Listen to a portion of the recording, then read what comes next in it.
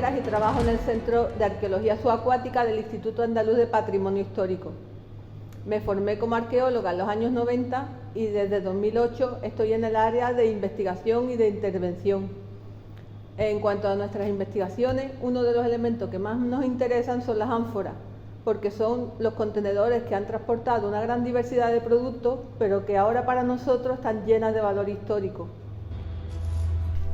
¿Quieres conocer por qué la ánfora es uno de los contenedores de transporte más difundidos y perdurables a lo largo de los siglos? ¿Por qué son tan frecuentes en el fondo del mar? Su nombre deriva del griego, anfóreos, que significa portar por ambos lados. Conocidas desde el siglo XV a.C. por los cananeos, evolucionaron y se extendieron por todo el Mediterráneo en naves egipcias, fenicias y griegas, repletas de diferentes productos, conteniendo ahora, para completar la historia, abundante información en relación al análisis del comercio antiguo. Los siglos multiplicaron sus diseños, alcanzando en el transporte marítimo, que era muchísimo más barato que el terrestre, cifras impresionantes. La capacidad de los barcos no se medía en peso, sino en cantidad de ánforas. Por ejemplo, el pecio romano denominado Bou Ferrer, en Alicante, ha contabilizado más de 3.000 ánforas de salsa de pescado. Sabemos que otros pecios documentados en el Mediterráneo contenían miles de ánforas apiladas en pisos. ¿Pero qué es un pecio? Sería el conjunto formado de los restos de un naufragio, su construcción naval, el cargamento y todos los demás útiles que iban a bordo. Muchas veces la madera queda protegida bajo las ánforas. La retirada descontrolada de los elementos que se ven en la superficie puede provocar la pérdida de la localización de un pecio. ¿Qué embalaje ha resistido tantos siglos?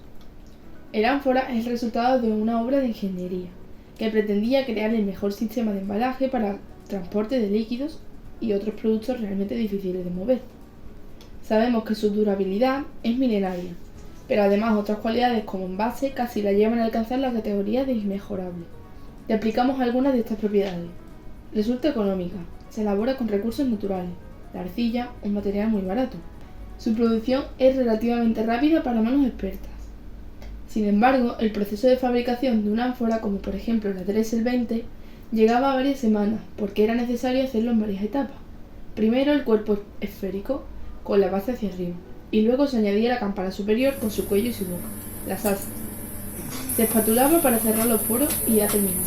Iba de nuevo al secadero y al horno. Su estructura en pico hace que se gaste menos arcilla y consigue que pese menos en los portes. Es muy resistente. Al igual que un huevo, que es un objeto muy frágil, su forma arqueada la dota de resistencia. Los arcos distribuyen las cargas estáticas y dinámicas, presenta resistencia a la ruptura transversal y propaga el choque de los impactos leves.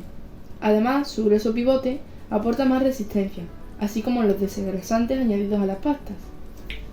Otros productos y contenedores compartían espacio con ellas en las bodegas en los mismos navíos, sacos, cajas, barriles, pero al ser materiales orgánicos no perdurables, han pasado a ser casi invisibles tanto en el campo como en la historiografía. Es un contenedor práctico y eficaz. Sabemos que el aceite, para que mantenga sus propiedades, se recomienda preservarlo de la luz solar y de la humedad, lejos de lugares con el olor intenso, por lo que actualmente se recomiendan los envases de vidrio, latón impermeabilizado o acero inoxidable. Se complementa con otros contenedores de almacenamiento, tinajas o grandes dolias, o pequeños, como jarras para los trasvases. El ánfora retiene su contenido, simples productos perecederos, y lo transporta desde su lugar de origen, protegiéndolo debido a sus excelentes propiedades físicas. Por un lado es porosa, por lo que permite respirar el contenido, y por otro lado, al sellarse, se evitaban las manipulaciones y se conservaba la humedad natural del alimento. La operación de embotellamiento se completaba con el tapón.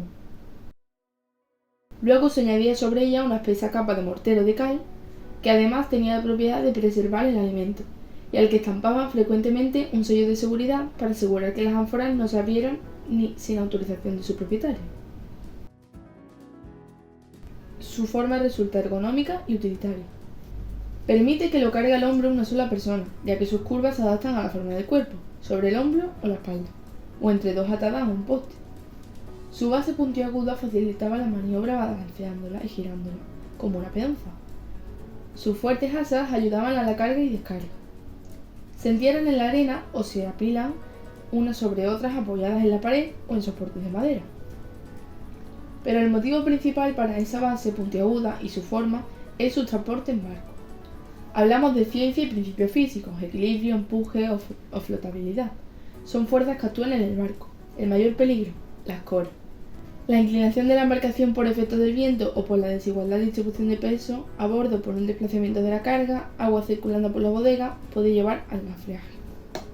Mediante una retícula se entrelazan, empaquetadas en pisos o capas con un patrón. Los pivotes se encastran entre los cuellos del piso inferior. Esto se denomina estiba. Asegurando con cuerdas a través de sus asas, se evita el movimiento o volcando durante mares agitados. El brezo, sarmiento y las cañas se pueden usar como relleno. ¿Qué se hace con tal cantidad de envases? Reutilizarlos o desecharlos. Se usaron para construir pavimentos, muros, tejas, cementos, incluso tumbas. Millones de estos envases se llegaron a producir en la Bética en estos siglos cada año. Centenares de miles de ánforas fueron embarcadas en navíos de gran porte. En Roma se encuentra el monte Testaccio, en el que se calcula que se depositaron 25 millones de ánforas olearias contenidas en 250 años de actividad. Esto sería 100.000 ánforas por año, 6.600.000 litros de aceite. Y además es un recipiente distintivo, la arcilla es opaca, con lo cual el envase no deja ver el contenido, por lo que sabemos que determinados productos se asocian a las formas concretas de ánfora, aunque se producen ánforas, multiproductos o reutilizaciones de ejemplares. Su forma y la información escrita sobre ella representan la denominación de origen y la garantía sobre el producto contenido. Y lo que más nos interesa en cuanto a la investigación es un fósil guía. Su carácter perdurable a lo largo de los siglos la ha dotado de un gran valor histórico, llenándola de información para documentar la historia del comercio. Datación de yacimientos, canales de comunicación, rutas, cálculo de tonelaje de las naves, análisis de contenido, dieta, etc. Fue Dressel quien en el siglo XIX estableció la primera tipología de ánforas de carácter científico, con un total de 45 formas. Luego se han desarrollado cientos de tipologías que nos ayudan en la investigación, reconociendo los diferentes tipos desde piezas enteras o desde fragmentos que contengan rasgos significativos, sobre todo los bordes. Se distingue fácilmente por el cuerpo globular o esférico de las paredes gruesas, cuello corto y cilíndrico, pivote pequeño cónico o a botón, asas cortas y gruesas de sección circular y perfil arqueado, borde con tendencia triangular. Se usó durante 200 años manteniendo sus rasgos morfológicos, casi intactos, desde finales del reinado de Tiberio y dejándose de fabricar después de la llegada al poder del emperador Aureliano. ¿Y qué más podemos saber de ella? Pues que son una de las ánforas más difundidas en todo el occidente mediterráneo. Conocemos bien su área de producción, que se centra alrededor de los ríos Guadalquivir y Genil. El itinerario comenzaba en diciembre, con la recolección de la aceituna para elaborar aceite que se almacenaba en grandes dolias del área productiva de la villa. Desde las almazaras se transportaba el aceite hasta los puntos principales de envasado, las mismas alfarerías ribereñas emplazadas a lo largo de los tramos navegables de los ríos Guadalquivir y Genil. El traslado terrestre del aceite se hacía en odres de piel de animal. El producto se pesaba y trasvasaba en ánforas, que debidamente precintadas y etiquetadas, salían en barcazas del río con destino al puerto exportador de Hispalis.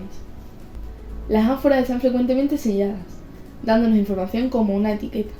Las ánforas olearias Dressel 20 de la Bética cuentan muchas cosas. Nos hablan mediante los grafitos, de datos sobre la fabricación del envase, y los tituli picti que cuentan de quién era el contenido y el contenedor. La tara del ánfora, es decir, su peso vacío, 30 kilos, y el peso neto del aceite, 70 kilos. Así como otros datos sobre el embotellado y sobre propiedades del producto.